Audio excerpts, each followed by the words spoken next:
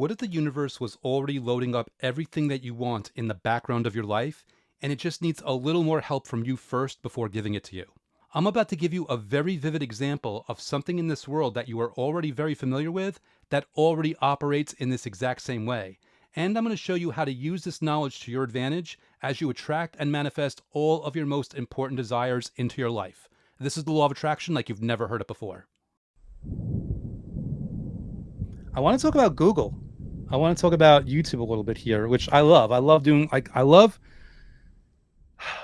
how cool is it that YouTube exists that and they're so successful that they put all their resources into making this kind of technology that we can do this together and that we can be in this moment together. Like how cool is that?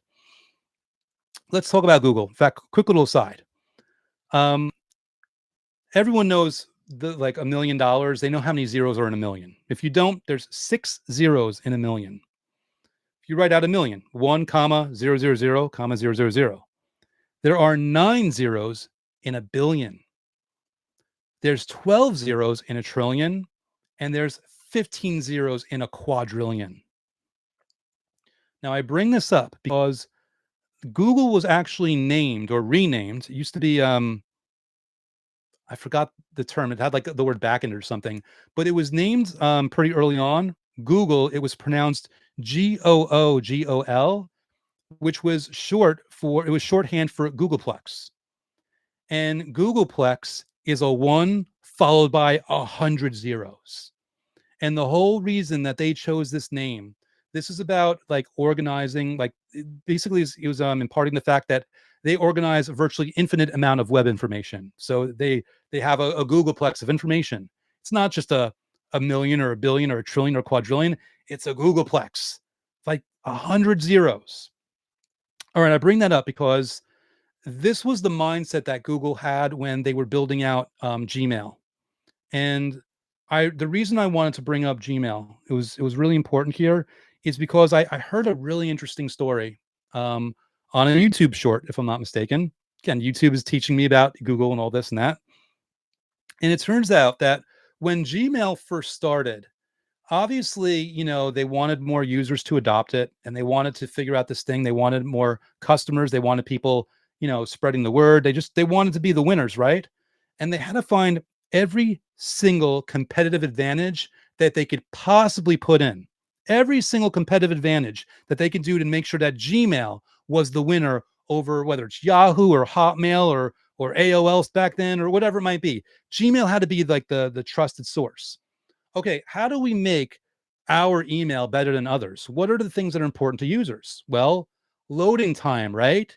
Like if you have accounts in Yahoo and you have accounts in Hotmail and you have accounts in Gmail, which is the one that when you're in a rush and you want to get something and you put in your username and password, which one loads up faster? Which one actually operates smoother?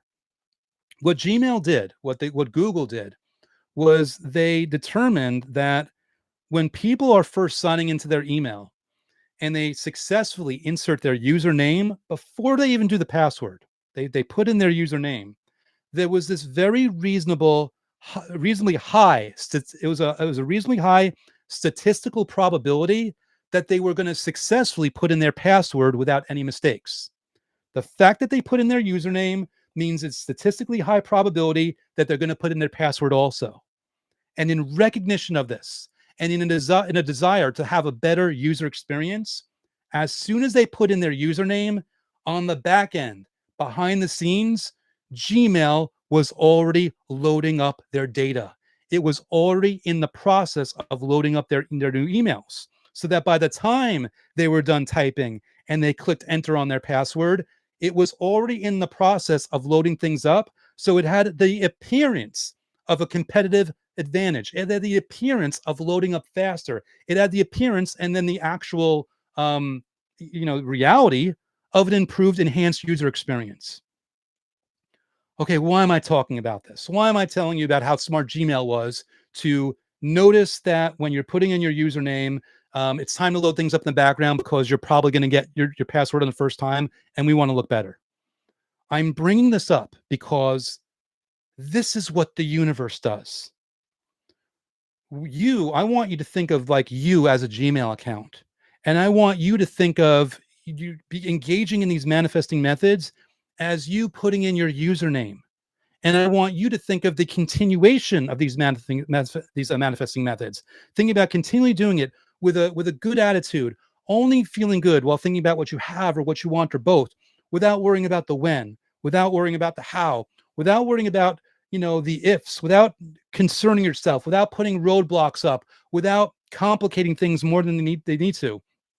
When you're putting in your energetic username on this, the universe is recognizing this right away instantly, and it's already loading things up into your user experience before you're even done putting in your password.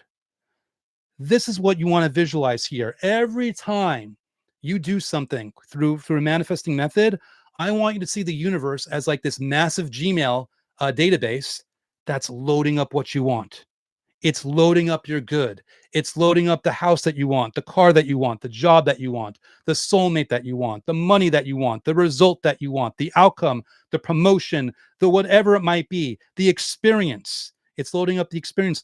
This is the magic of what the universe actually is. This is the magic what the universe does. That's why, like, as soon as I saw that example, as soon as I saw that story, I'm like, I have to share this with people because it instantly clicked with me, like, oh my God, this is what the universe does.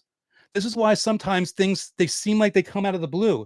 This is why sometimes you get inspired to a thought like you never would have thought of that thing. It never would have come to mind to do that thing in that way without first engaging in those methods on a daily basis, because you queued things up. You got your subconscious mind receptive to the idea. You got the universe moving things in the background for you. You got all these things in the right direction. This is the key that you want to remember.